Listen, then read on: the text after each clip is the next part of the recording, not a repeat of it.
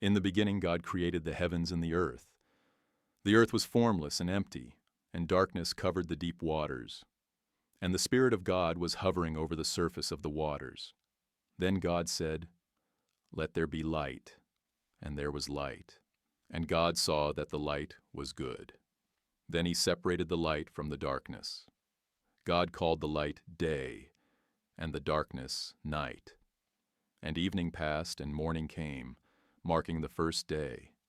Then God said, "Let there be a space between the waters, to separate the waters of the heavens from the waters of the earth." And that is what happened. God made this space to separate the waters above from the waters below. God called the space sky. And evening passed and morning came, marking the second day. Then God said, "Let the waters beneath the sky flow together into one place, so dry ground may appear." And that is what happened. God called the dry ground land, and the waters seas. And God saw that it was good. Then God said, "Let the land sprout with vegetation, every sort of seed-bearing plant and trees that grow seed-bearing fruit." And that is what happened. The land produced vegetation, all sorts of seed-bearing plants and trees with seed-bearing fruit. And God saw that it was good. And evening passed and morning came, marking the third day. Then God said, "Let lights appear in the sky to separate the day from the night. Let them be signs to mark off seasons, days, and years. Let these lights in the sky shine down on the earth." And that is what happened. God made two great lights, the larger one to govern the day, and the smaller one to govern the night. He also made the stars. God set these lights in the sky to light the earth, to govern the day and night, and to separate light from darkness. And God saw that it was good. And evening passed and morning came, marking the fourth day. Then God said, "Let the waters swarm with fish and other life. Let birds fly above the earth across the sky." So God created great sea creatures, and every living thing that scurries and swarms in the water, and every sort of bird, each producing offspring of the same kind. And God saw that it was good. Then God blessed them, saying, "Be fruitful and multiply. Let the fish fill the seas, and let the birds multiply on the earth." And evening passed, and morning came, marking the fifth day. Then God said, "Let us make human beings in our image, to be like us. They will reign over the fish in the sea, the birds in the sky, the livestock, all the wild animals on earth, and small animals that scurry along the ground." So God created human beings in his own image.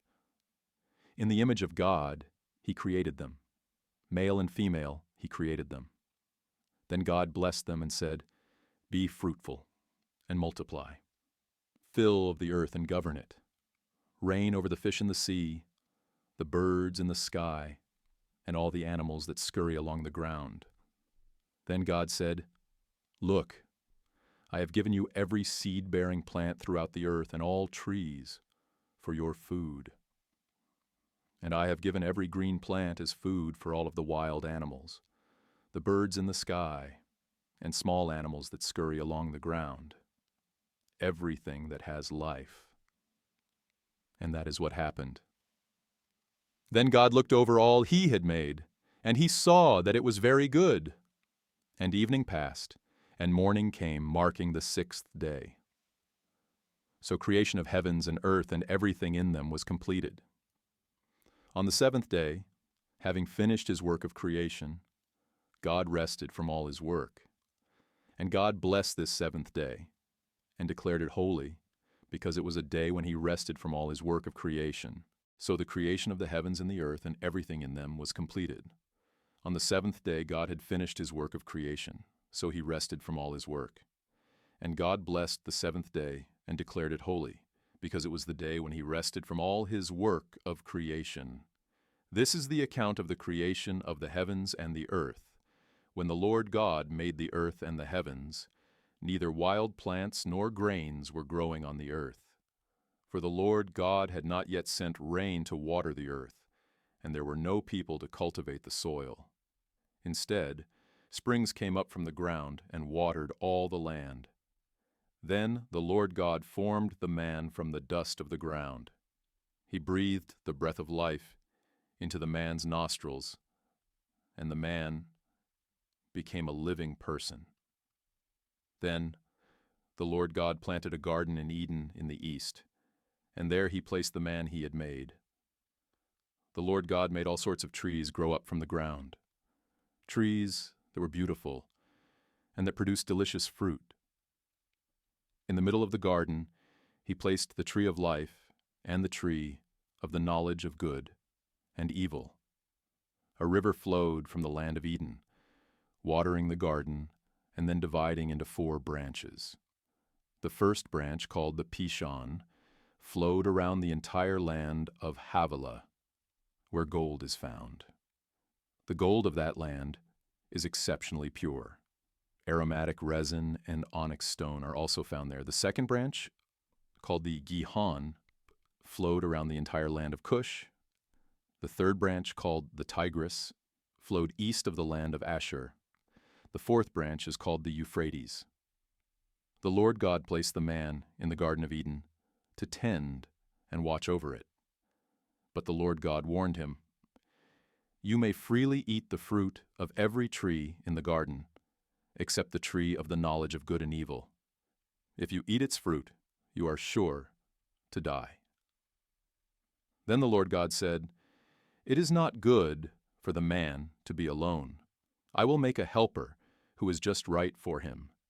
So the Lord God formed from the ground all the wild animals and all the birds of the sky. He brought them to the man to see what he would call them, and the man chose a name for each one. He gave names to all the livestock, all the birds of the sky, and all the wild animals. But still, there was no helper just right for him. So the Lord God caused the man to fall into a deep sleep.